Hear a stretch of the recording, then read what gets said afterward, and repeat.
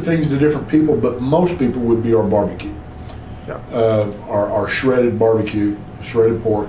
We're one of the few places, to my knowledge, in the area that serves a wet barbecue. As our barbecue sits ready to be served, it's in the sauce. Right. And we're one of the few places, to my knowledge, that doesn't use any vinegar in the sauce. So there are two things that give us a uniqueness. Hopefully we've got a product that if you get hungry for it, this is the only place you can satisfy that hunger. I mean, you know, one of the things that makes us unique, if you come here, we do an item called fried corn. That's what Grandma called it. Grandpa couldn't eat corn on the cob. She'd cut it off into the skillet with butter and sugar and fry it. It's fried corn. So we do fried corn. And if you come to my house and have fried corn, it's going to taste just like what you get here. If you come to my house and have baked beans, it's going to taste just like. I cook it the way I'd eat it at home. You know, we use farm fresh eggs. I mix my own sausage. We make our own homemade bread for the breakfast sandwiches. Because if you can come to my window and get the same thing you can get at the Arches, then why do you need to drive the 6 blocks over here to get mine? And we don't cook it till it's ordered. So you can get a hamburger at 5 o'clock in the morning, you can get a breakfast sandwich at 5 o'clock this afternoon.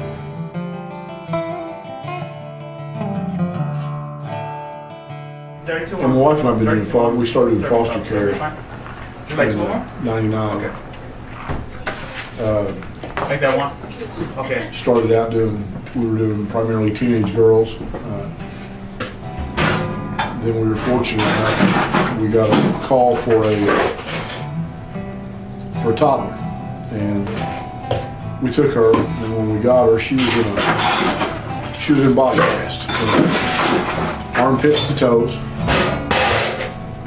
bar separating the legs. And they told us that when we got her, that the toddlers, the children, needed to have a caregiver name. Instead of calling you by your name or whatever, you need to be Nana or some sort of caregiving name. And I didn't want to be called the same thing she called the guy that put her in a body cast, so we started having her call me Pop. We'd had her for about a year. I was looking at buying my smokers. And about 2 weeks before I went down to get the smokers, the court sent her home, back to her biological parents. So 2 weeks later, we buy the cookers, and we're sitting and we're trying to come up with a name. And, because the cookers were on a trailer, we were looking more along the lines of being mobile, doing festivals and carnivals, that sort of thing. So there's already a barbecue stand-up in Benton that uses the name Pops. So we settled on Pops Chuckwagon, thinking more mobile and that sort of thing.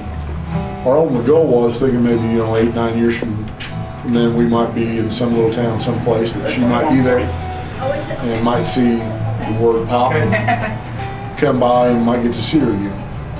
As it turned out, when we bought the cookers 2 weeks later, the state called and wanted to know if we'd take her back. That time we got her and a little sister, which we in turn ended up adopting. Here you are. Keep the sister. But that's where the name Pop's Chuckwagon comes from.